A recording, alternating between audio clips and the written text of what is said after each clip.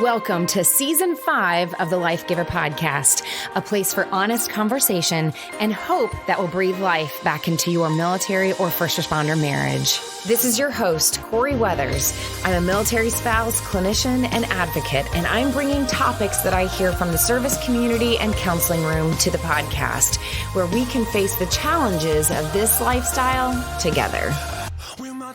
Welcome to the Life Giver Podcast. This is your host, Corey Weathers. Season 5 is underway, and one of the things that we wanted to do just a little bit differently this year is introduce more resources. And I know that I've done this a lot with the Independent Summit, if you've been a part of the Independent Wellness Summit where we introduce resources, and I just knew we needed to get the word out a lot more of what great people are doing. And just in case it's something that you hear and say, that's something I'm needing in my life and my marriage, and we can point you in the right direction. And so I am really excited to have Reboot with us today for this episode. I've been following Reboot for some time now. I've been watching them grow.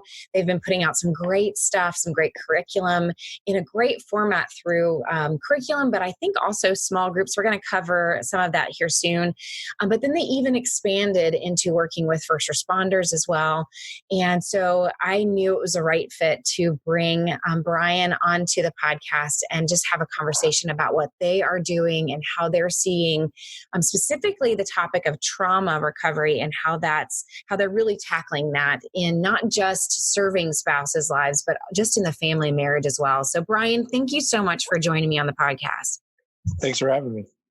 Yeah, so we have so much to talk about. In fact, I had to hit record because we were already talking about really great things, and I wanted to make sure I got it into our discussion for everybody to hear today.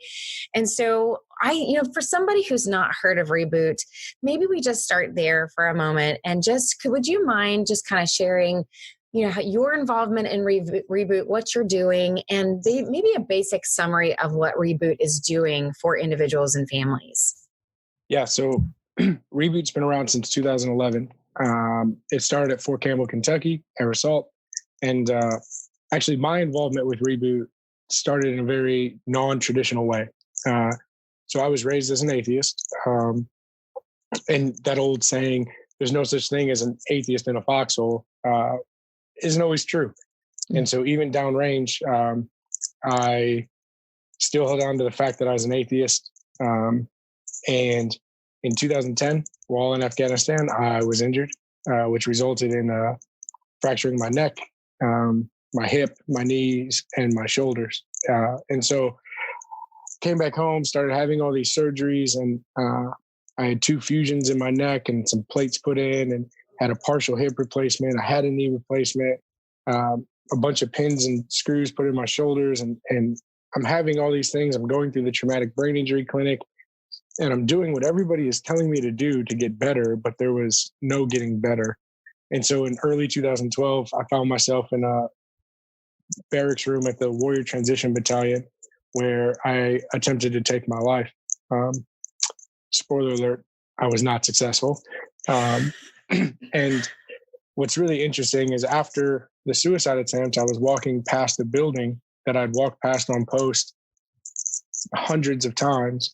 And this guy came out wearing a black T-shirt that said Reboot Combat Recovery. And he asked if I was there for Reboot. And I said, no. And he said, you should be. And I kind of laughed and paused there for just a second. So at the traumatic brain injury clinic, my doctor of occupational therapy was Dr. Jenny Owens. And she is the co-founder of Reboot with her husband, Evan. So she came out of the building, and they both invited me to come. And I said, no, this is that God thing, and I don't have time for God. And Evan was just asked me, he said, are you sure, man? And then he said the 2 words that'll get any service member to do anything: free food. Yeah. And so, so I went in for the meal and kind of sat around, and I looked, and what I realized is there was a bunch of guys very similar to me that had walked in similar paths to me, but whereas I felt hopeless and unrest, these guys were filled with peace and joy. And I didn't know what or how, but I knew that I wanted it. And so I went the first week, didn't think I'd go back. And then the second week, I was sitting there in my barracks room and contemplating all the reasons I didn't want to go, all the reasons I didn't need to go, how I was going to fix myself, not to worry about it. And I just felt this overwhelming call that I needed to go to that building and I needed to go walk into that group. And so I did. And, 8 short years later, here I am still here. And I went through the group, ended up giving my life to Christ, and started volunteering whatever they needed. I just wanted more people to go from where I was to where I am. And so started traveling around post and sharing my story and inviting people to group. And then next thing you know, Evan leaves his job in Nashville as a very successful CEO and takes on Reboot full time because he wanted more people to experience the same type of healing that I had. And so we went from 1 group to 3 groups to 4 to almost 300 groups now in just a few short years. And so about 2 years ago, I came on board full time with Reboot to do engagement. And really just, there's so many organizations and great people out there. So just to partner with them and let them know who we are and what we do and how we can help. Because like you said, we stay in the area of trauma. So Reboot's a peer-led 12-week course that is fixated on the spiritual wounds of war. And so, one of the things that is frustrating, and I know you're a clinician, and there's a lot of clinicians out there that would agree with me. One of the most frustrating things is if somebody comes into an office and says they're dealing with anxiety, they take a survey, they get diagnosed with anxiety, and then the first response is medication. And although I do understand that there's a need for medication, I don't believe it should be the first response. And part of the issue is that we're treating symptoms, right? Like we're trying to pluck these symptoms off these trees. And every time you try to take one off, more pop up. And so what we found is when you get down to the roots of the problem and when you walk with people through those roots, through those dark times, that's when you can see true healing.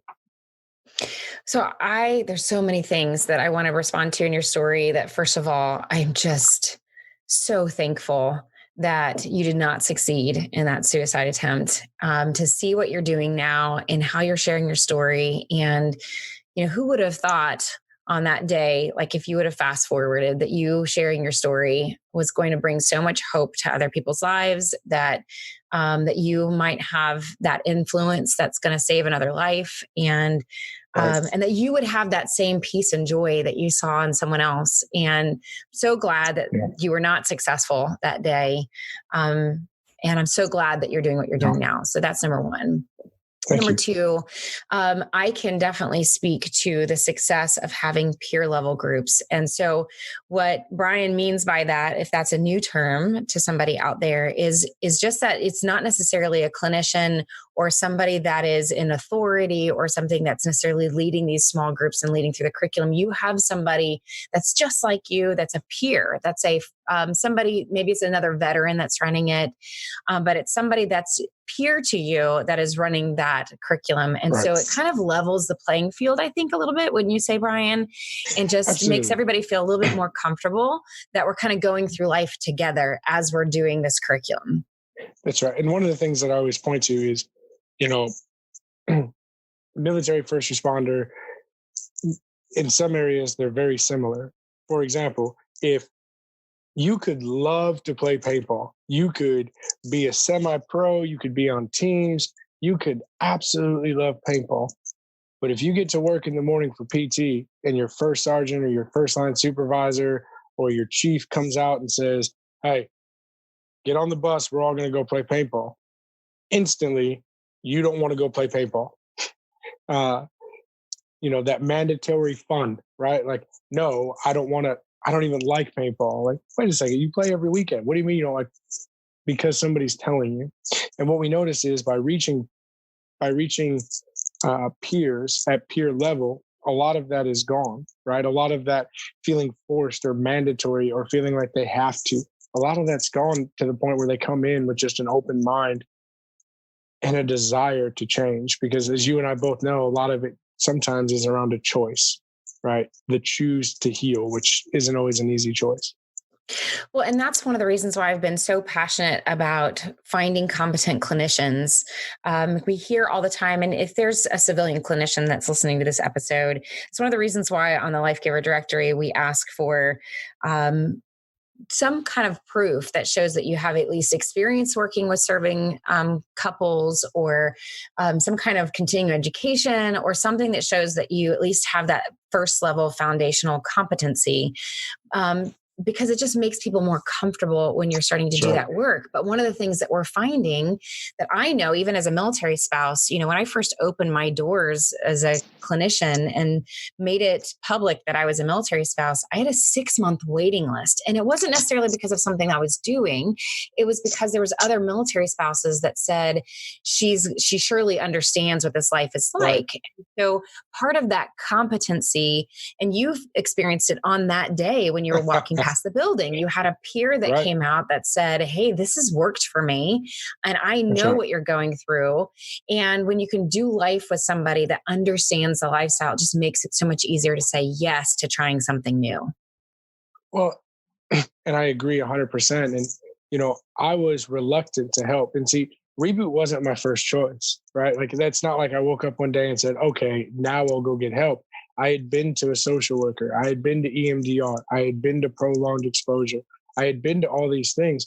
And one of the things that really frustrated me is my first meeting with my first social worker. I'm sitting across the table from her. She was very honest with the fact that she had never served and whatnot. And so we start talking. She's asking me about my story. I'm telling her about it. And then she said something that literally a switch went off in my head where instantly I didn't trust her and I didn't want to be around her, because she said, when you were downrange, you felt. And the way that she said it, part of me was like, if you've never been there, how do you know? And I'm not saying that if you've never been there, you can't help somebody, but trying to tell somebody exactly how they felt when you haven't experienced what they have is dangerous. It's just dangerous. And what was different, what's interesting is Evan Owens is actually a civilian. And Jenny is a civilian as well, the co-founder. Now, she had worked at the TBI, Traumatic Brain Injury Clinic, TBI clinic.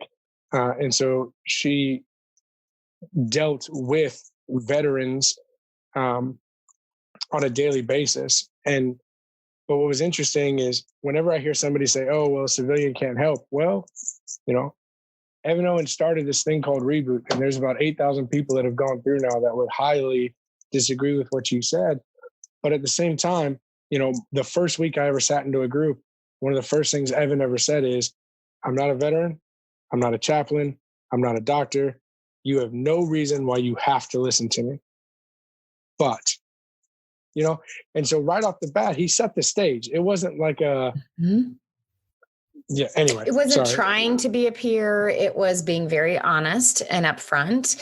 And I think this is my guess here is that maybe one of the things that he did right is he leveraged some level of curiosity, right? Yeah, not in a voyeurist kind of way, curiosity, but a curiosity of saying, it's okay that I don't have to fully understand and have lived through what you lived through, but his love and his compassion towards you and curiosity towards wanting to walk alongside to a path of healing was what made you feel more comfortable, because it was authentic.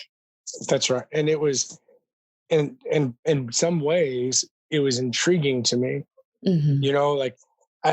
The first, and I've told Evan this, so I don't feel bad saying this on a podcast. The first week that I was there, part of me was sitting there thinking, like, what's the motive here? Like, why is he really helping? Because at the same time, as I stated with my life, I don't have a faith background, and that wasn't a part of my life. So generally when somebody was nice, they needed something or wanted something. And so there was a part of me that definitely came off as, wait a second, what's his ulterior motive here? And what was mind blowing was he didn't have one. He genuinely just wanted, through the stories his wife had told him and through people that he had met around his house, he had just realized that there was a lot going on in the veteran and active duty military community that people weren't addressing. And all he wanted to do was help people regain that lifestyle, or regain that life back. And so, yeah, I definitely think transparency and genuineness is a huge reason why we've gotten to where we have. So there might be somebody listening right now that's saying, okay, so this worked for him, this worked for Bryan, and obviously some other people. They've heard that it's peer level run, small groups, and there's a curriculum. Maybe share with some people about the curriculum itself. Like, what could lead somebody through? What would they expect from getting involved with Reboot? What is this curriculum that you're talking about? How does it work? Yeah. So, one of the things that we say all the time is Reboot is kind of designed to be a hard 12 weeks, but it's a worth it 12 weeks. And so the first few weeks are really just fundamental, right? So it's things like, do we have a soul? If we have a soul, can it be injured? If it can be injured, who can feel it, or who can heal it? In the first 3 weeks, in a nutshell, bottom line, as basic as can be, that's kind of it. And so the first week we're talking about things like, do we have a soul? And what's interesting is there's 4,507, that's as of a couple months ago, so who knows what it is now, religions in this world. 4,507. And almost every one of them agree on one thing and one thing only. And that's that a human being is consisted of a mind, a body, and a soul. So then as we move into the next week, if we believe that that's true, and I mean, it's deeper than that, clearly. It's an hour long. That was 30 seconds. That'd be a really short week. Yeah. But if we believe that that's true, then week 2, we start to talk about, okay, well, can your soul be injured? Well, if a human being is a mind and a body and a soul, if I go to Afghanistan and I take a round in the face, nobody would question a physical wound. Right. Nobody would question a mental wound that's tied to that physical wound. But what about a spiritual wound? Right? Like anxiety, depression, isolation, substance abuse, those all come from somewhere. And generally, after trauma, they come rather quickly.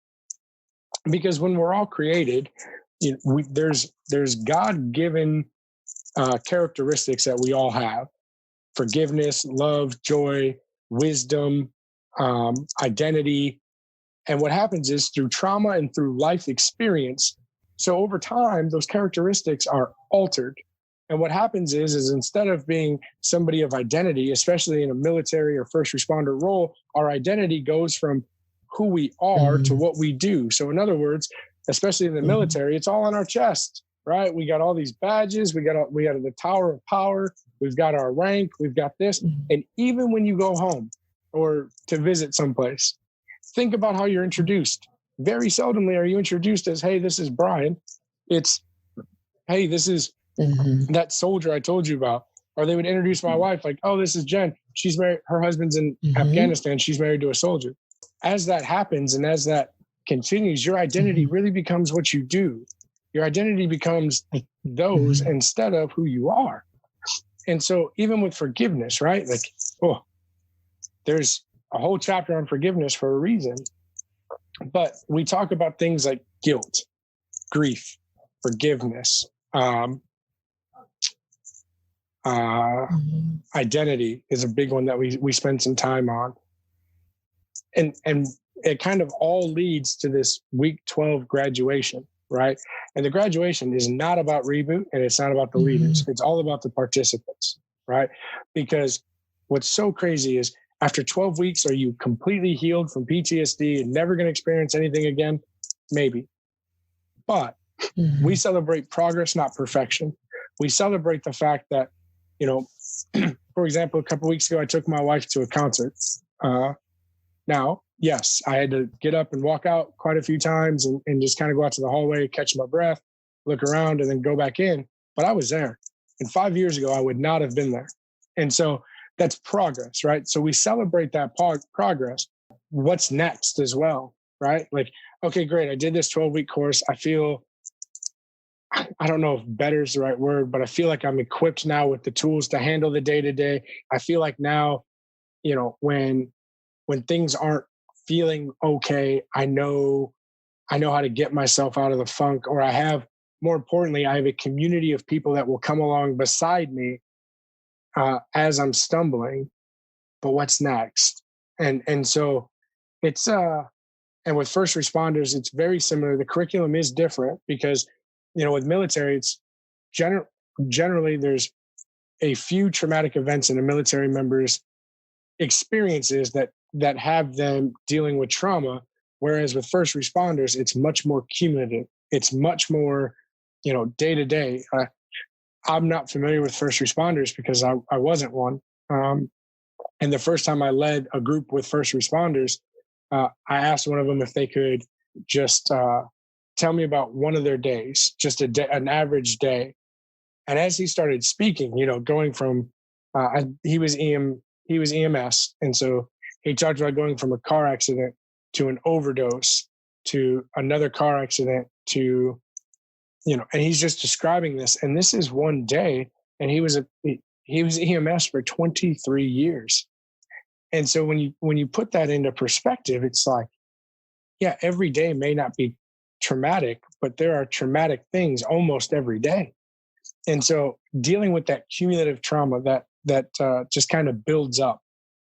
And so, I love the fact that you guys are celebrating that progress, because, there's so many people listening that it's an amazing feat for you to go to one, first class or first group, if you will. Right. And so for somebody, it's the progress of, I just did something really difficult and I did it consistently for 12 weeks.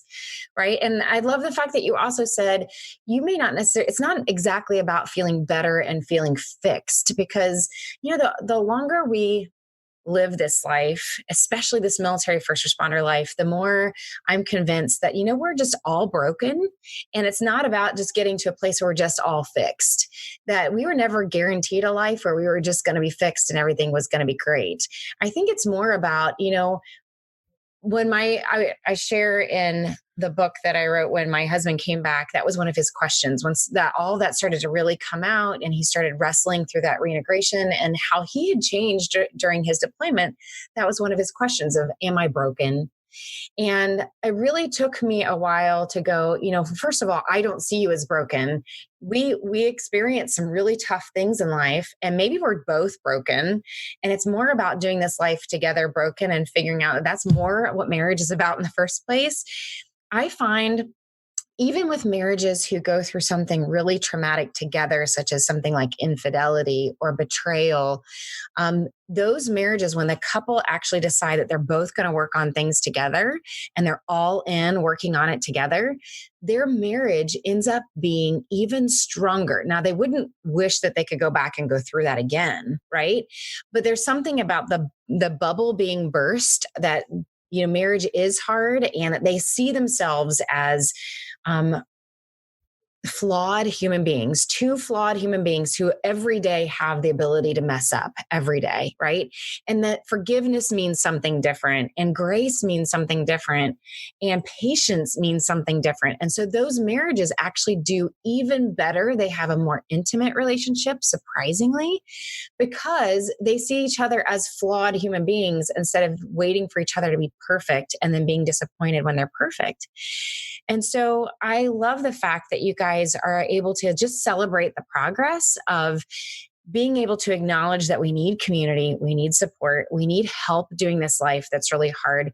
Those that have gone through something traumatic have especially experienced something really that the human brain really wasn't built to have to experience again and again. Just like you were talking about the cumulative effect of the first responders, your brain isn't meant to, your soul isn't meant to go through something like that all the time and not struggle with it, because you guys are this sounds like a terrible way to say it, but you're taking more than one for the team, right? But you're really being exposed to these things so that civilians don't have to. That's the part of the protecting and defending and all of that. And so you should have that support and help of other people to get through it and heal your soul through it. So I think it's fantastic what you guys are doing with the curriculum and with the community of support around you. I would love for you to share a little bit more about what you're seeing from others that are going through it. You've had a chance to even lead a first responder group, you said. So I think that's some of the most amazing stories of all of this is hearing how it's changing lives. And there might be somebody listening that might be a little bit skeptical, maybe like you were on that first day of, how much can this really do, this soul care thing, right? Like, because somebody out there is feeling like it is their brain, it is their thoughts that are the problem, or that's where they feel broken, and it's not so much their soul. So share with somebody about some of what you've seen through other people's stories as well. Yeah, one of the, I've been leading a group now since roughly 2013 at Fort Campbell. And man, I don't even know where to start. There's so many great stories. One that comes in particular, yeah. I'm not going to say their names, of course, for confidentiality, but, this guy came into our group, and week one of the things we like to do is ask people what brought him here, right? Just to get them to start thinking about it, because you never know what somebody's going to say or why they're there. And this guy, and what we presumed was his wife, was sitting next to him, and he's like, I'm here because she told me I had to be. Oh, okay, great. So then we asked her, well, what brings you here? And she said, well, I'm afraid I'm going to lose my ex-husband from not just marriage, but now his life.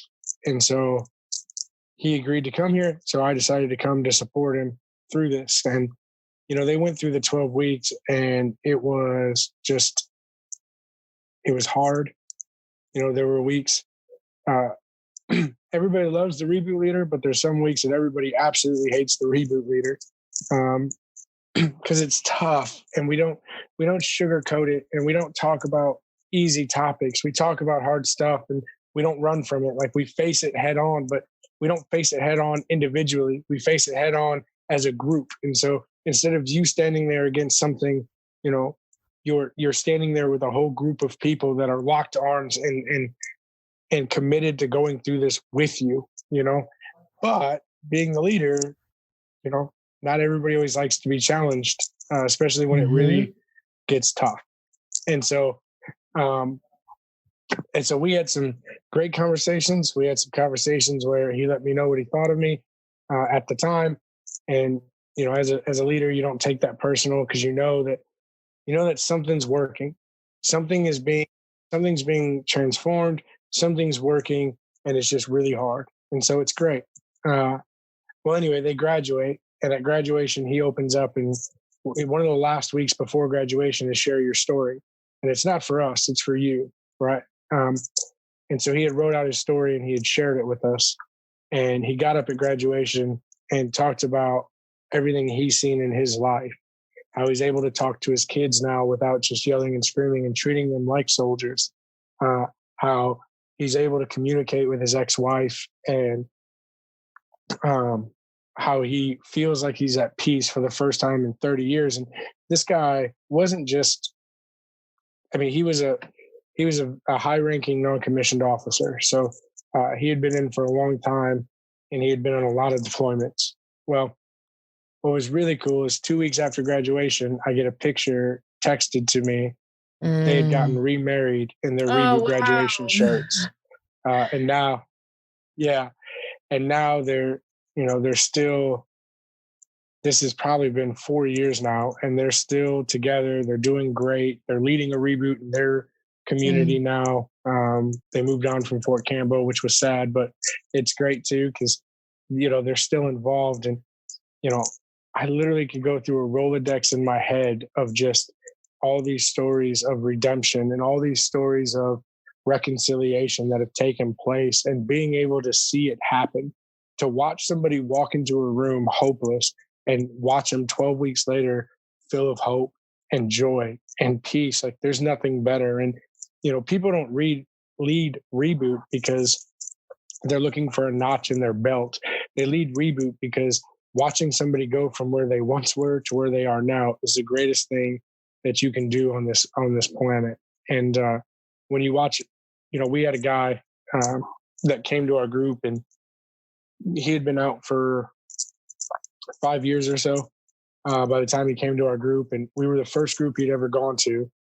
And through the 12 weeks, we found out that he didn't really leave his apartment except for to go to the VA. He'd go to medical appointments, and then he went home.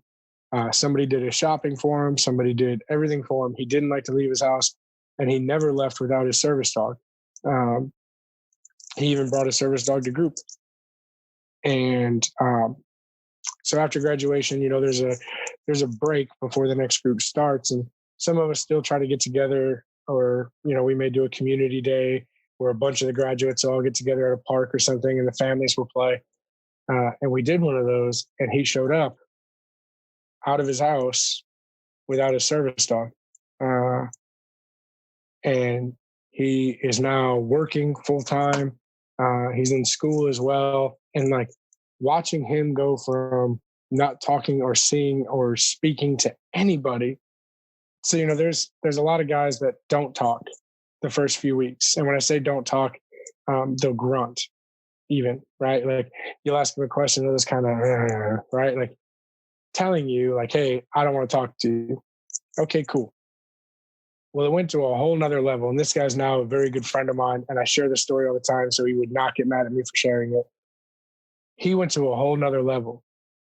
Not only did he grunt at me, but he grunted at me, then looked at his wife, who then interpreted the grunt to answer me. Yeah. So I asked him his name. Him and his wife were sitting over in the corner. I just kind of walked over, said, hey, I'm Bryan. What's your name? He grunted, looked at her, and she said, oh, his name is this. And I went, oh, okay. Where are you from? And he grunted, looks at her. She looks at me. He's from Michigan. I said, oh, wow, me too originally. What part? He grunts. She tells me. I said, oh, man, we played you guys in football. What year did you graduate? He grunts. She tells me. And I walked away going, what just happened? Well, now, and he was a guy that didn't leave his house. He was a combat medic for many years. He just bought his first house. He is leading another group, not Reboot, but leading another group. He started his own organization to help people, and he's in college full time. That's incredible. At a brick and mortar school. Like he goes to class and sits with other people. And so, and there's tons of these stories, and this is just one group. So then when you magnify the fact that these are happening all over the country, I mean, these stories are just magnified. I think one of the coolest stories on the first responder and I'm probably going to mess up the story. I may not get exactly accurate, and I apologize for that up front, but there was a guy who was making some really bad decisions, doing some really bad things. And a police officer that came to our group ended up having to take his life. Not his own, but the bad guy, quote unquote.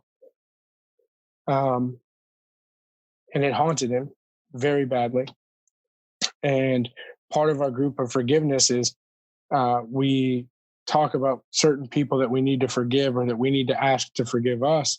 And this guy wrote down the family of them. Well, he took it one whole step further. The next day, he actually found the family, met with them, and asked for forgiveness. And then a whole bunch came out about the guy, and he was actually on his way to take his wife's life when the police officer intervened. And so like all this stuff comes, but now, he knows they meet regularly for coffee with the wife and the son of this guy.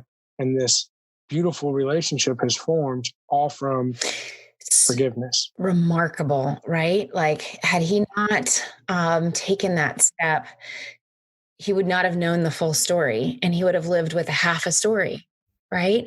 And that's what forgiveness does, I think, and that's what restoration does, is it gives you a much bigger paradigm to work from, that it's not just about that one traumatic experience. It's who you are, who God sees you to be beyond just that traumatic experience. Or in forgiveness and restoration with these relationships, to be able to see how that impacted their life, and that there might be people out there that don't necessarily see you the way that maybe you're seeing yourself, and you're being plagued by a lie that's not even true until you go through this kind of process. And so, this is a faith-based organization. You guys are very upfront with that.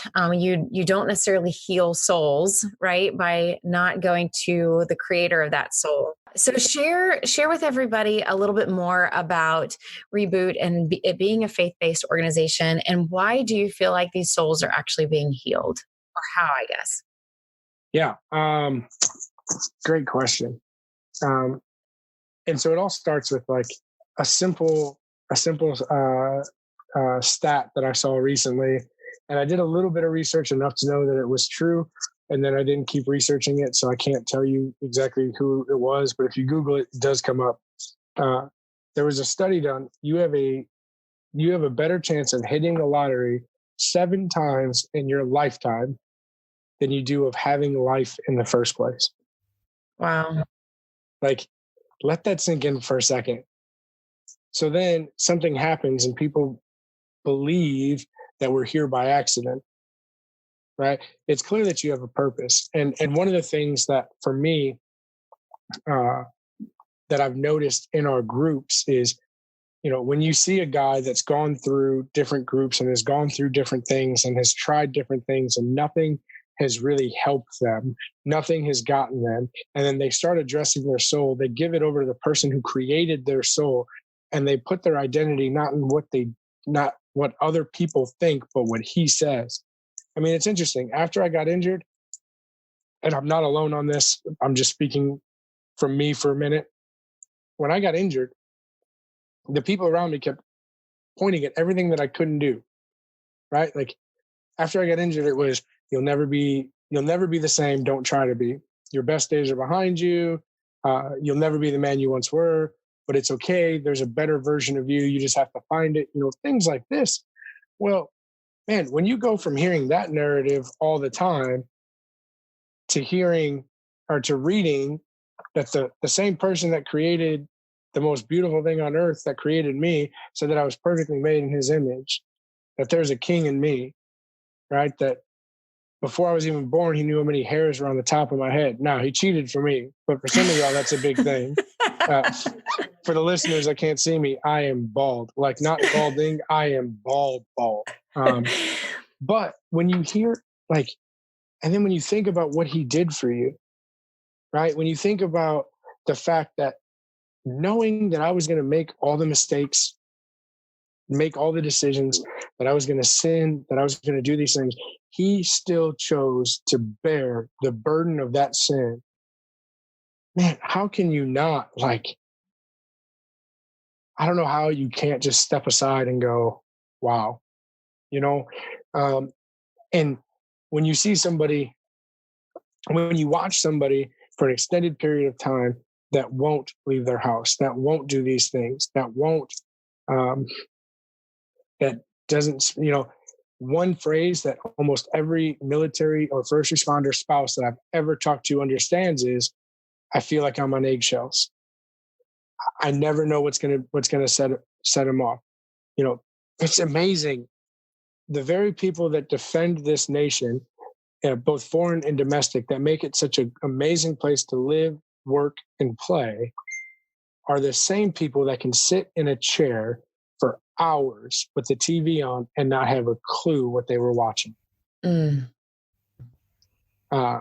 so when you see somebody go from that to leading in their community, more importantly, leading in their family, to restoring that relationship with their children, restoring that relationship with their spouse, to be what they were intended to be to that family, there's no denying to me that is a soul that has been healed. There's no denying to me that is, but one of the other problems is pride, right? We're just gonna go. None of this is in my notes that I was going to talk about, but we're just going to go real here. Yeah, please. This is, by the way, the tagline for this podcast is honest conversation. So go there. Oh, great. You should not have told me that. No, if our executive director is listening right now, he's literally grabbing his forehead going, here we go. Here we go. Let's go there. Pride, right? Pride has always been a downfall, right? Especially when it comes to the protectors. Why? Because we don't need anybody else. We can do this all on our own. Nobody else needs to tell me anything. Nobody else needs to help me. I got this. We watched movies like Rambo and Terminator, and they could do everything on their own. If they can do it on their own, so can I. False. Because healing requires humility. Healing requires somebody's help, right? Like if right now it'd be tragic, but if my ceiling were to fall and I were to get a nasty gash down my shoulder, I have to make the decision to go to the hospital. I have to humble myself enough to say, I can't fix this. And I have to walk into a hospital hoping that they can fix it. With our soul, it's the same way, right? Because what happens is we find ourselves in this web of insanity where we keep doing the same thing over and over again, expecting a different result. Oh, well, I don't need help. I just need to drink myself to be able to sleep. Once I'm drunk enough and I can sleep, nothing will bother me until you wake up, right? Oh, right. I don't need help. If I can just get on my motorcycle and I can just go $120 and get that adrenaline going, everything will be calm. Oh, if I can just sit down and play Call of Duty for 6 hours with my friends, everything will be fine. Unfortunately, none of those is doing anything except for distracting you from what you're supposed to do. None of those are helpful. Short term, do some of them make you feel better? Maybe for a couple minutes, right? But then it all comes back. And when it comes back, the burden's heavier. The weight is more. The pain is more severe. It's realer. It's tougher. Because at the same time, when you do those things, you know you're putting something else to the side. And there's the compounding consequences of delaying that too. When family or your marriage is needing you to get off Call of Duty or not put your life in jeopardy by going that fast or whatever. So now you're compounding on the consequences too. Yeah, absolutely. And so all these things just continue to build and continue to torment and torture. When in reality, it's as simple as acknowledging I can't do this on my own and I need help, right? Like every Friday I go to mental health at the VA and I'm very vocal about it. And I tell everybody about it. And they're like, Bryan, what are you doing? You've been in Reboot for 8 years now. You lead. People look to you as leading. And you're absolutely right. They do. And that's why I go to mental health, because I want people to know that it is 150% okay to not be okay. It is 150% okay to be able to say, I just need some help. Mm-hmm. You know, a lot of times when people find out that we're faith-based, they think we run from science or we take people out into a field and around a fire and sing Kumbaya, and that's how we expect to heal. We don't run from science. Some of our best referral partners are clinicians because we partner with science, right? If I go back to the mind, the body, and the soul, you have to be addressing all three for real restoration to happen, right? If I put all my effort and all my energy into my body, that means that I am not paying any attention to the mind or the soul. How can I be complete if I'm only focusing on 33% of me? Mm-hmm. And so, you know, partnering with science, partnering with people that work on the body and the mind, and really watching somebody put added effort into all three, that's when you see complete restoration. That's when you see people go from, again, hopeless to hope, from fearful to joy, from anxiety and depression to peace. And that's the goal. When you just said, why focus on only 33% of yourself, right? I think sometimes people hear something about a faith-based program or whatever, and they think that all you're going to focus on is that one soul piece, right? That's what they would expect when you go to church, and that they're going to ignore the rest of you, right? And they're, because I'll be honest, I get all the time horror stories of people going to mental health or going to counselors. And I've even had some that have gone and the answer from that clinician, that faith-based clinician, was, well, just pray about it more and you'll feel better. And that's, it just rips me up inside when I hear some of those stories. And that's where we have to extend grace and go, everybody's doing the best they can, right? And sometimes we just have to go a little bit longer and give that relationship long enough time to catch up, to be able to address all three areas of your life. Maybe that's where they started. And maybe sometimes prayer is a good thing to start doing now, right? In the process of working on the other things too. So I think it's grace across the board. But I think sometimes people expect these faith-based organizations, maybe they're even assuming that Reboot was only going to focus on just the faith side of things, when what you're actually saying is we can actually address all three. And the God that created all three can be the God that heals all three. That's right. And I think one of the other, so it's really funny that you just said exactly how you said it, made me, the only reason I laughed, and I apologize to your viewers that they had to listen to my laugh as you were speaking.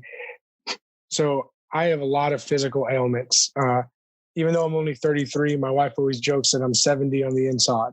And we were at church and I was just having, who knows what I did. I probably sneezed. I don't know, but I had hurt my back. And so I was gingerly moving around church and somebody came up and said, "Oh man, have you prayed about it?" And I literally looked at him, and in my mind, what I wanted to say is, 8 years of following Christ, everything he's done for me. I woke up this morning in terrible pain. No, I never once thought to pray about it. Of course I prayed about it, and I think that sometimes, right, as a Christian, when we don't know what to say, we go back to the only thing we can say, right? And so, but as somebody that's struggling, that's maybe reaching out for help, when you don't know what to say, sometimes you can do more damage by what you say. In other words, if somebody reaches out to one of your listeners who maybe they just go to church and for some reason they feel drawn to that person and they're struggling, and they call them and say, "Hey, I'm really struggling. I don't know what to do." And their whole response is, "Have you prayed about it?" What do you think the likelihood that they're going to reach out to that person is again? I'm seeing not good, not well. Yeah, absolutely. And that's one of the other things that we've done on our website and some of the other content that we've released on our blogs and whatnot is, how do we as Christians address the mental health crisis in America?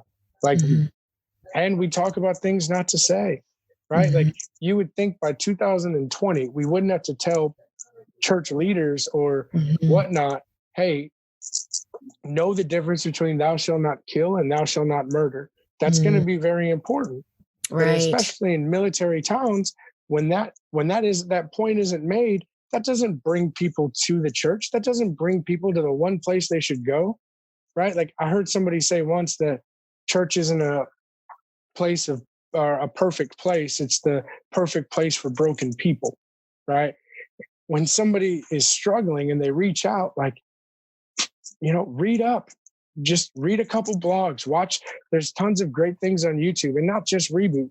I mean, of course, I've got to say Reboot is great, but there's other stuff out there too where, know when these people are asking questions, know how to respond. That's not going to drive them away from you, the church, or the one person that can actually heal them. And that's why I think Reboot is actually so effective, because it goes back to that peer-run group dynamic setup.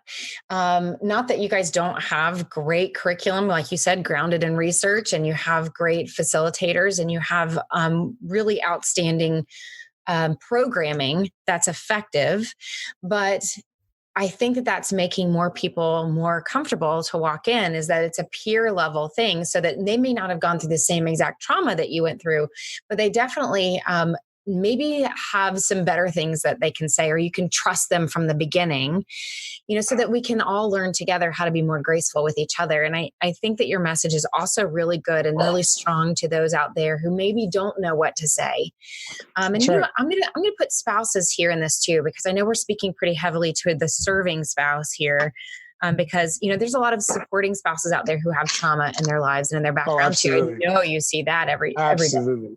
I'm sorry, go ahead. Oh, I was going to say, just because sometimes I think supporting spouses, we don't know how to even respond to our spouse who's come home with that trauma ourselves, that we are also finding ourselves without words or the right words. And that's right. That there's a level of grace that we need to learn to be able to give to everybody.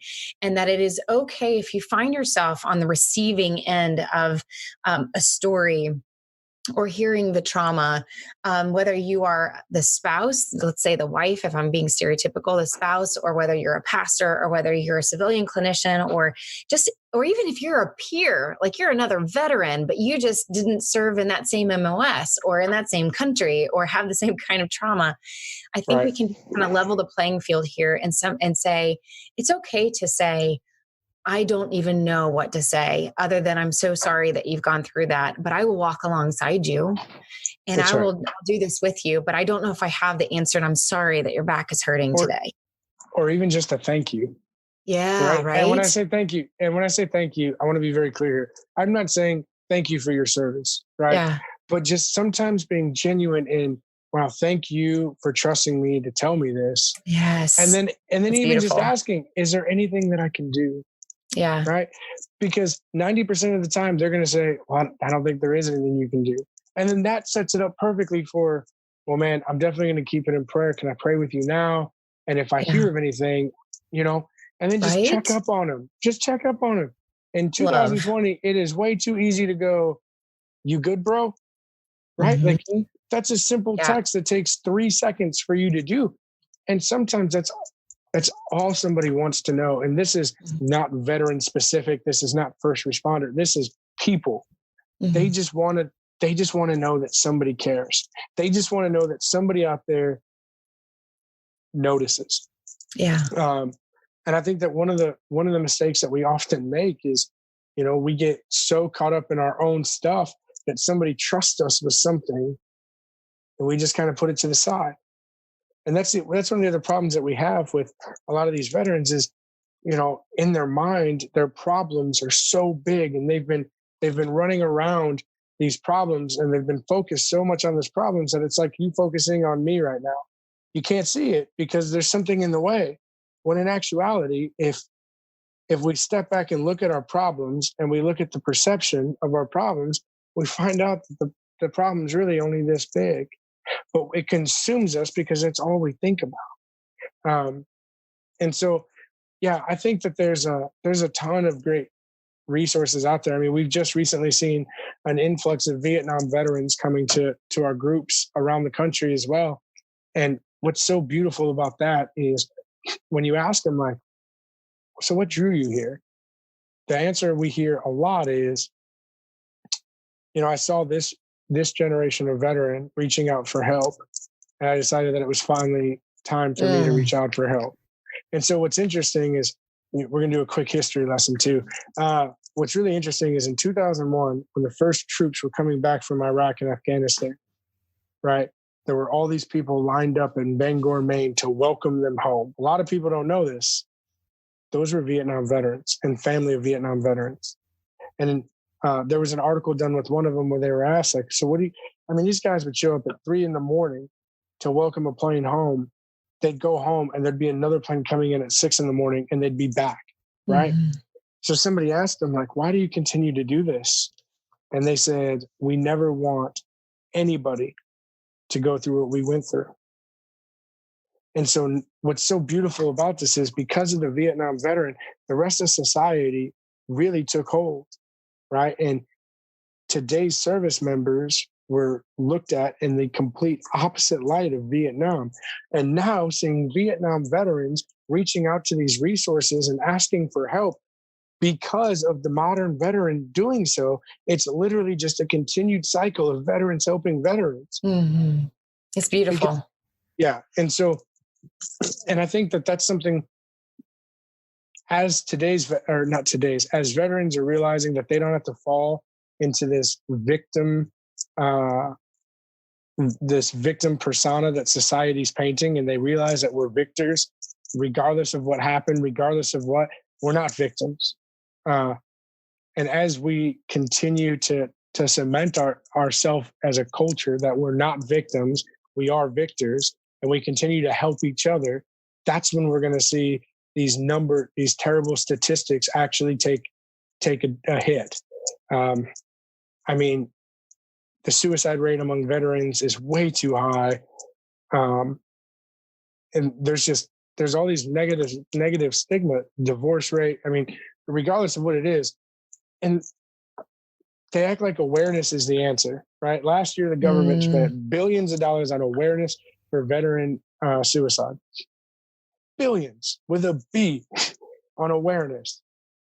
Well, I'm not the smartest guy, but if I get on Facebook, I know that there's a problem with veteran suicide. It's everywhere. If I watch TV, there's a commercial. I know it, right?